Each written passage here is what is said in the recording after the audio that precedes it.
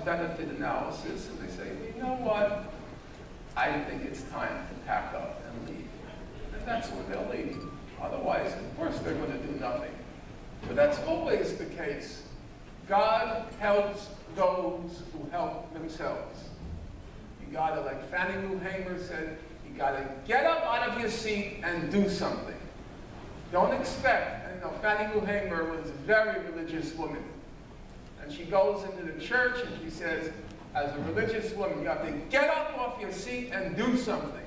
Otherwise, nothing is going to happen. That's the way the world works. So, but if you get up, the Palestinians are actually pretty optimistic, because I don't think Israel has a leg to stand on. There is no case, so long as the Palestinians say all we want is to enforce the law. Then there are very good possibilities. Please. Hi. Hi. I just recently read your new book, thank you very much. One of the things I enjoyed about it especially was your analysis of books written by other people about the Israel-Palestine confrontation. I'm wondering if you know the book called Palestine Betrayed by Ephraim Courage, and whether you've written anything about it. And I also would like to know what you published about the book you were talking about that turned your mind. The book that turned my mind. I'm sorry, the book. Memorial. Yeah, Time Immemorial, right. Thank you. To answer your last question first, what I did from Time Immemorial was very boring, tedious, numbers and facts. It was so boring that my late mother was once put in an anthology, a collective work of chapters by many people, and mine was in it. And my late mother proudly announced that she read the whole book twice, and she skipped my chapter both times because it was so boring. She says, your prose is like molasses. So I can't recommend it. It's in the book, Image and Reality of the Israel-Palestine Conflict, my first book. But probably I don't even understand what I wrote there at this point, because it's so long ago. But the book you mentioned, Palestine Betrayed, I'm not familiar with it, so I can't comment on it. Okay, please. Shalom, I'm a staff writer with our college paper here at Cerritos Community College. Chairman Mahmoud Abbas of the Palestinian Agency or Authority has made comments in the past, such as there was no Holocaust or it's all fabricated. And even then, he said in more recent years that once there's Palestinian sovereignty over Palestine or the land of Israel, Canaan, whatever you want to call it, there will be no Jews permitted to live here. And even then, on PA official controlled, directed, or sponsored media, and even different political meetings held in the Palestinian Authority, there's always statements that glorify terrorists or freedom fighters from the 70s, 80s, 90s, and there's even statements that are very anti-Semitic. There are even statements about Jewish people and money, you know, ones that we would spurn here in Western countries. So what I want to know is, do you think that such statements, sentiments, and attitudes weaken the Palestinian cause, or it shows any underlying anti-Semitism among the leaders of the Palestinian Authority? A lot of the statements are awful. They not only are indefensible, but they're horrible. A lot of statements actually you can probably count 10 each day by Israeli officials, which are equally awful and horrible. That's not to excuse it, it's just to give a full picture that the awful, horrible statements are not coming from both sides, are not coming from one side. Beyond that, let me just say a couple of things. In my home, you could never say anything good about a German. I don't mean about a Nazi. You could never say anything good about a German. My parents hated Germans. Germans, not Nazis. Germans. And only slightly less so, they hated Poles, people from Poland. I never tried to lecture them about that. I didn't agree. It didn't make me feel great when they would say things which I found appalling. I never tried to lecture them. I knew what they went through. I could understand where it's coming from, and I left it at that. In the case of Palestinians or Arabs generally, when I hear things I don't like, I don't lecture. I just hope by my example we can talk about it and try to explain why I think you're wrong, what you're saying. But I can understand why people in situations like that can start saying things which are really appalling or which are terrible, frankly. But I don't get so hot under the collar by it, because I remind myself of the same standard I had with my parents. And I can understand it. I'll tell you what I can't understand. What I can't understand is how much generosity and decency I get from Palestinians. That to me is quite surprising. I first went over there in 1988. The first year I went over, I lived there during the first Intifada, the first Palestinian uprising. It was sort of a novelty, American, Jewish, pro-Palestinian, so I was sort of taken around, as you can imagine. Second, I went back the next year, same thing. By the third or fourth year, it was, well, ho-hum, Norman's back. Nobody even cared if I was Jewish, American, or anything. And nowadays, here's a simple test for you. And I'm not trying to, put you in your place. You're a young person, and we have to reach people like you. Nowadays, you hear about thousands of American Jews who go over to the occupied territories and work with the Palestinians, trying to find a just settlement, and doing very courageous things. Let's say Israel fires on the Gazan fishermen when they go out into the water, a Jew will accompany them. And putting your life on the line, it takes real courage. Why do I mention it? It's a very interesting fact, which I don't think anybody has noticed.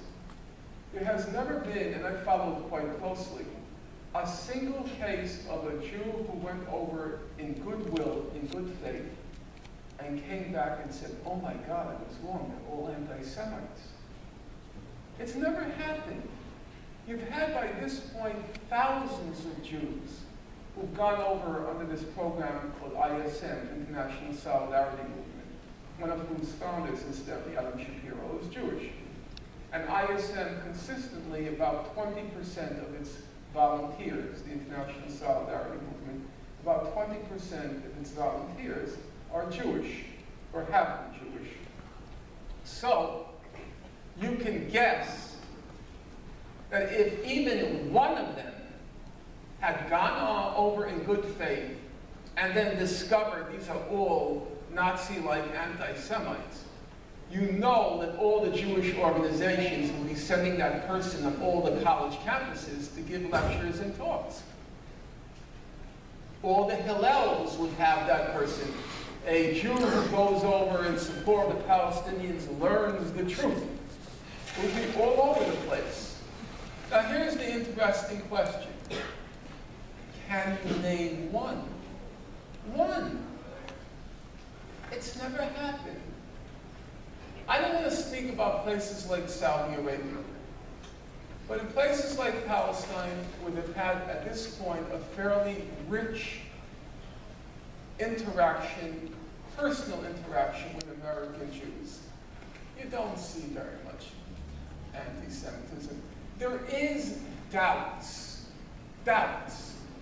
So once I was in a Palestinian refugee camp where I spent a lot of time for war camp. And once when the guy had gotten to know me, he was the head of UNRWA in the camp, he whispered to me one night, quietly, he said, did that really happen to the Jews during World War II? Is that true? I could understand him saying that. One, because the idea of lining up people to go into gas chambers really is kind of fantastical. It seemed unbelievable. Actually, that's why most American Jews didn't do anything during World War II. Because it was, it's a famous title of the book by Deborah Lipstadt, it was beyond belief. So, number one, yeah, you can entertain doubts because it does seem fantastical. Number two, for their whole lives, this Nazi Holocaust has been used as a club to hammer them down and to silence opposition. So they already have a predisposition to not wanting to believe it. And, you know, for various other reasons, I could understand. And I quietly said, no, it did happen. And we could talk about it. So I'm not entirely like shocked when I hear it. Actually, just by coincidence, I got an email this morning. I'm not sure I won't announce it. But a very famous person alleged to be a Nazi Holocaust denier. I was invited to a private meeting with him. I thought, well, am I going to do that or not? I figured maybe I can have a private meeting with him and he'll come out and say the Nazi Holocaust did happen. And we'll have a good victory there. But there are some situations here I'm not sure how to deal with the people. But those are sort of professional Holocaust deniers, like people like David Irving. No, I don't want to be around you. I go to London, he's now in jail, but he used to want to take pictures with me. I say thanks, but no thanks. But with Palestinian ordinary people, no, I don't have a problem. I don't have a problem. We'll talk about it. I'll try to convince you that I think you're mistaken about it. I want to just interject very quickly here. I promised there's a group that was very kind and gave up the space today, and we're a little bit on borrowed time. I think we can get away with maybe an extra 10 minutes, and then I told them I'd help them evacuate here. So if we can get the questions, quick questions here, because we really are running out of time. Hello, thank you for being here. My name is Elvin. I'm in Sauce class. And my question is, on what basis do you form your opinion about our president? And what word was that you used? I didn't get the word you used. On what basis? The President Obama? Yeah, I guess you're crazy of our president. I forgot. What is that based on? On what basis do you form your opinion? The basis is President Obama is not a small town person. He's seen the world. He knows the world. He's seen it beyond our borders. He's lived beyond our borders. When he was in Chicago, he was in a very liberal area of Chicago, and that's where he got his elected.